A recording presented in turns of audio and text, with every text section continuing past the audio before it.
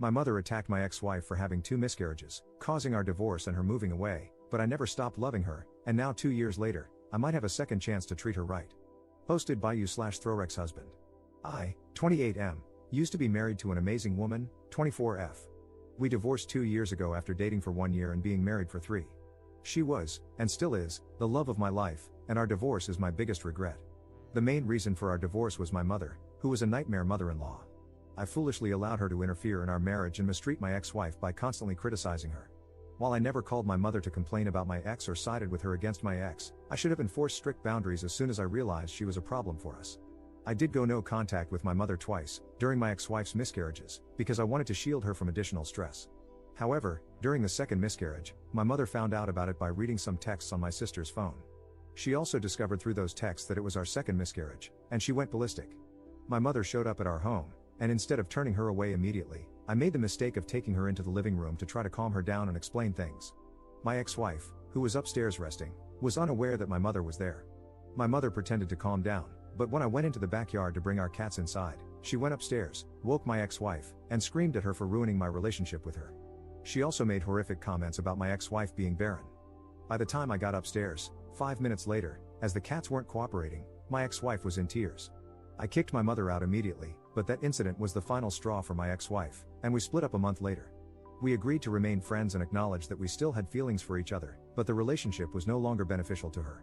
After the divorce, she went to stay with her father in the UK and ended up getting a job through one of his friends. The divorce devastated me. I went no contact with my mother and started therapy, which helped me understand that my relationship with her was toxic. I learned strategies to manage communication with her, and now we're low contact, only speaking at family events. According to my siblings, she still doesn't see what she did wrong, so I have no plans to move beyond low contact with her. I've never moved on from my divorce.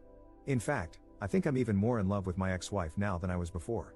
I haven't dated anyone else, and she's constantly on my mind. During the first 6 months of her living in the UK, we didn't speak. However, on our wedding anniversary, she sent me a text that read, "Happy anniversary," insert nickname she used to call me, followed by, "I thought we agreed to stay friends, loser." After that, we started texting each other occasionally, for example, on my birthday, her birthday, and my brother's birthday. For my brother's birthday, she sent his gift to my house, and I passed it on to him. Quick note, my brother is gay, and he and my ex have been best friends since childhood. He's the one who set us up on our first date, so there's no weirdness here. In her second year away, our communication became more consistent, resembling a typical friendship. During one conversation, I told her about the therapy I'd undergone after she jokingly asked if I'd cut the umbilical cord yet. She also told me about 2 men she had dated and how those relationships ended. I wasn't weird about it, but it made me realize how much I missed her and how much I still loved her. That night, I couldn't stop thinking about how I had ruined things. I still have our wedding rings and her engagement ring. Due to recent world events, she hasn't been able to visit anyone in the US, but she's moving back in October. I was actually the first person she told. Everyone in our circle is excited, and my brother is organizing a homecoming party for her. The party will likely be hosted at my house, our former marital home, because I'm the only one in the group who lives alone.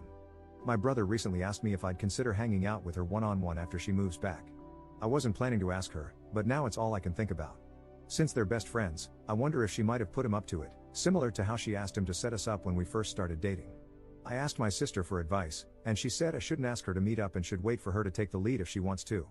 I do think she might still have feelings for me because, during one conversation about one of her breakups, she said, "None of the men over here can handle me like you can." However, her humor is generally flirtatious, so I can't be sure. I'd love an outside perspective. Would asking her out be the right thing to do? Thanks for reading. Edit. You've all convinced me to ask her now instead of waiting until October. It's late here in the UK right now, but I'll call her tomorrow. Thanks for all the encouragement. Edit. I wanted to clarify what I meant by low contact since I know everyone interprets it differently. The low contact I have involves only saying happy birthday to each other in the family group chat. We're never the first to say it to each other, and the conversation doesn't go beyond that point. Whenever she approaches me at family events, which doesn't happen often anymore, she usually asks how I am and for updates on my life. I give her one-word answers and greyrock the rest. My therapist refers to this method as civil no contact, which I think is a more accurate term. She initially freaked out about no contact when my ex-wife first left and regularly blew up my phone. Low contact has been more peaceful. I'm aware this will likely change if my ex-wife and I get back together, and I'll be working with my therapist to create a plan for every possibility. I plan on returning to no contact after the phone call tomorrow, and I want to make it as safe and peaceful as possible. If a tiny bit of conversation is what it takes, I'm willing to do it. Update 1 day later. I asked if she'd like to come out to dinner with me when she gets back. She said yes. She even asked me what took me so long to ask, Lamau. She told me that if I hadn't asked her by the week before her return, she would have asked me out herself, so thank you guys so much for pushing me to call her. I feel like me making the first move is more meaningful, especially since I was the one who ruined our marriage. I'm literally on cloud 11 right now. We're planning to take things slow this time. We got engaged after 6 months the first time around, Lamau. I'm also going to be picking her up from The airport. Should I bring her flowers? I also spoke to her about my mom. She was aware of the civil no contact arrangement I had, and she said she didn't mind if I kept it, but I made it clear that I don't want to anymore. I've only been tolerating my mom's presence for the sake of my siblings and their children at events, but I've decided to stop attending those events and instead celebrate important occasions with them separately. I'm hoping my nieces and nephews will harass my siblings about me being missing from their birthday parties so much that my siblings uninvite my mom, Lamau. I know I'm their favorite uncle. I apologized to her profusely, but she said she'd hang up if I kept apologizing, so I had to stop. I know this is just the beginning, and more apologies will definitely come as we start unpacking our failed marriage, so I'm trying not to max out her apology acceptance capacity just yet. She's also agreed to start couples counseling with me when she gets back. We even discussed the possibility of moving to the UK if we get married again. She mentioned wanting to stay in the town I'm currently in for the next few years because she's missed her family and friends here a lot. Her maternal family is here, but her paternal family is in the UK. Still, she said that moving back to the UK isn't completely off the table. I told her I'd follow her in a heartbeat, and she called me a nerd, Lamau. Our conversation lasted 2 hours, and she only had to go because she was taking her younger siblings out. Oh, and remember how I suspected my brother was hinting to me about her wanting me back? I was right. She admitted she'd been asking him to drop hints. I saw a comment earlier saying I should have just asked my brother to spell it out, but trust me, he's insanely annoying. I'd have to hold him hostage to get him to say anything. I know there's so much more to discuss in the month before she returns, and I'm putting together a priority list. Dealing with my mom is at the top of it. I told my ex-wife I wanted to sell the house so my mom wouldn't have my address, and I swear she wanted to reach through the screen and choke me. She loves the house and said I can't list it or even talk to a real estate agent until she gets a chance to look around again. Of course, I'm happy to oblige my queen. I also saw comments saying I shouldn't send my mom that email, the one explaining my boundaries and the consequences of breaking them. Since my ex-wife doesn't want to leave this town for the near future, and given how small the town is, it's likely my mom will run into us, either together or separately. I already run into my mom at least once a week, and we just ignore each other. I'd hope she has the decency to keep it that way, but she can't be trusted. If she crosses the line, I'm prepared to take legal action. Any advice on this is welcome. For now, my plan is to attempt total no contact in the month before my ex-wife returns. There are 4 family birthdays coming up, so it's the perfect time. My absence at all 4 events will definitely be noticed, and I'll get to see my mom's reaction.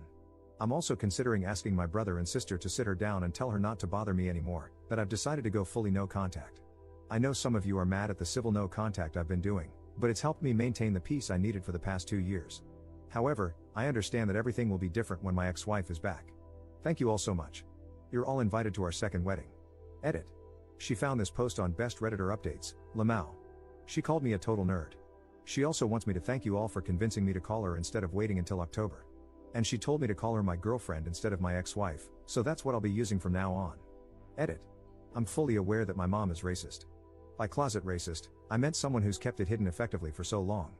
She's also just a complete weirdo in general, so there are multiple reasons why she doesn't like my girlfriend and my brother's boyfriend beyond race.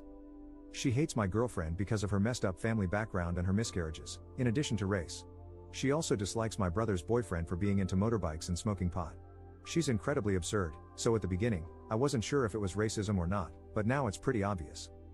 My sister's boyfriend is also black, he's my girlfriend's cousin, we set them up, lol, but he refuses to meet my mom because of how my girlfriend was treated. Interestingly, she's never commented on their relationship. Edit. I doubt any of you are still lurking here, but I thought I'd give a mini update. After spending some time on r/justnormal and speaking with my therapist, I've decided that the best course of action for re-establishing total no contact is to have a lawyer contact my mother. I reached out to a good lawyer today, and we're going to begin drafting a letter to send to her. Some of the things I've seen on here have worried me, so I've also started collecting evidence needed for a restraining order. I'm not sure how effective old texts and videos will be, but it's worth a shot. My girlfriend thinks I'm being too militant, lol. I think her time away has made her forget the worst of it, but she appreciates that I want to protect her. For clarification, since some of the comments seem to assume otherwise, we are not moving in together. My mother does not know the address of where my girlfriend will be living. Second update 1 week later. Success. I posted here a while ago asking for advice on keeping my mother away as my ex-wife, now girlfriend, returns to the town we live in. I'll be referring to her as my girlfriend for the rest of the post. I decided the best course of action was to have a lawyer contact my mother. The lawyer sent her a simple letter explaining that he was representing me and advising her to stay away, while also warning that I would take legal action if she didn't comply. The lawyer said he had to provide a reason for the letter, so it briefly mentioned that I had entered a romantic relationship and didn't want her involved due to her past behavior. It did not specify that I had gotten back with my ex-wife. This sparked a whole fight with my parents and older siblings. My dad even showed up at my house to argue with me. He kept going on about how hurt my mother has been during the 2 years I've been mostly no contact with her. There was no mention of what she had done to me and my girlfriend. I like my dad, but he's a complete pushover who does whatever my mother wants. I didn't tell him I was back with my girlfriend, but I did tell him flatly that my mother's insane behavior during my marriage is why I want nothing to do with her now. He pulled the classic "she's your mother, she loves you, and you're really hurting her" argument, but I didn't back down. I explained that because the town we live in is so small and I already run into her regularly, there's a high chance I'd run into her while I'm with my girlfriend. I told him I didn't want her to lose control, so having a lawyer warn her was the best way to avoid escalation.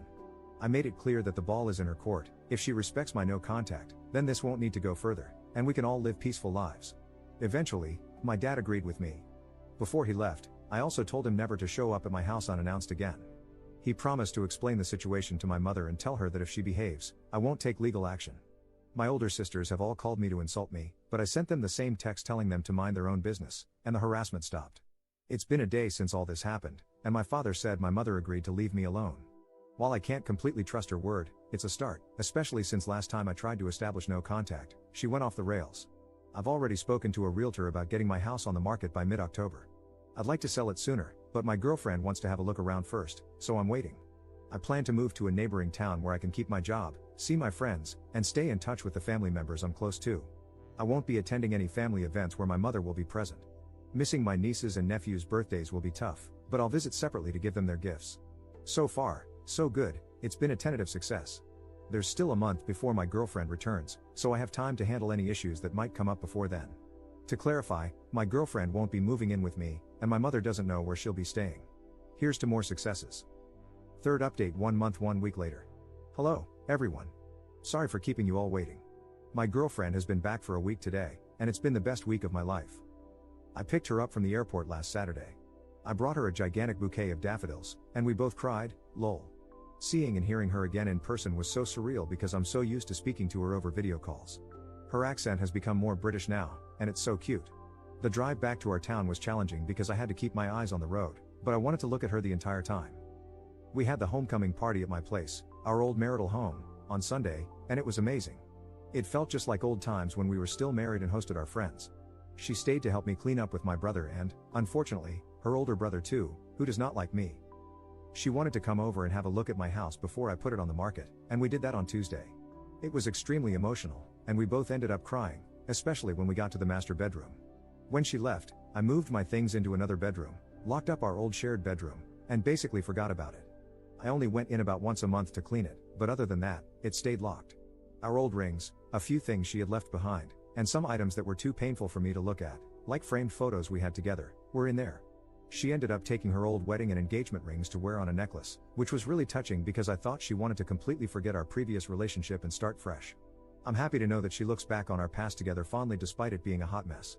Yes, if we do get married again, I will 100% be buying new rings.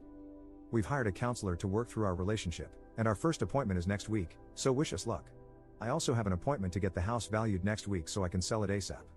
My girlfriend is currently staying with a family member and is apartment hunting, so we also have some appointments next week to look at places for her. The coming week is pretty jam-packed for us. We won't be living together for a while so we can take things slower than we did last time.